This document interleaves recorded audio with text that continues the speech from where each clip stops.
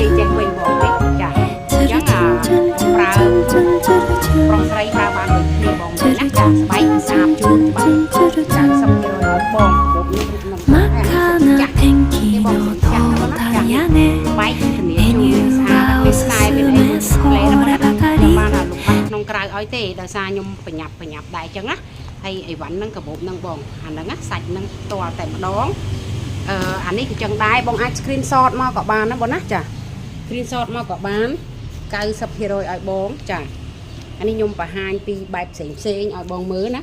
នេះបានប៉ុណ្ណឹងណាបងម្លាញ់ណាចាស្អាត 90% បងហើយនេះគឺបែបនេះណាបងណាចានេះខ្ញុំចងធ្វើម៉ូតទេបងស្បែកគឺសាច់នឹងកាបូបនឹងផ្ទាល់ណាបងណាចានេះសេរីនេះគឺសេរីបុរាណចាវត្ថុបុរាណប៉ុន្តែបងប្រើមួយដឹងមួយចាហើយនេះបែបស្ពាយបងណាសម្រាប់បែបស្ពាយនេះគឺប្រុសស្រីបងប្រើបានដូចគ្នាអត់មាន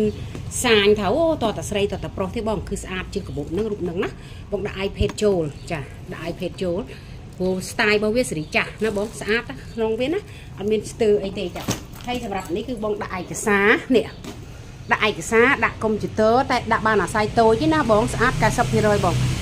អត់បានស្អាតលើសនឹងទេកាបូបនឹងណាបងណាចាមានខ្សែស្ពាយចាំខ្ញុំអត់ឲ្យបងមើលតាមក្រោយអញ្ចឹងបងអាច screenshot មកបានតាមក្រោយខ្ញុំថតប្រើតែឲ្យបងតែម្ដងអានេះសាយវាគឺប្រហែល cm ចាំខ្ញុំបញ្ជាក់តាមក្រោយប៉ុន្តែអានេះបងដាក់លើវ៉ាលីដាក់អីបានណាបងណាចាស្អាតនេះខ្សែរបស់វាគឺខ្សែបែបហ្នឹងកាបូបហ្នឹងផ្ទាល់ណាបងណាចានេះហើយសាច់ពិតរូបពិតណាបងចាស្អាត 90% ឲ្យបងហើយបែបសុភីនេះសេរីចាស់ណាបងចានេះសាយ XL ចានេះ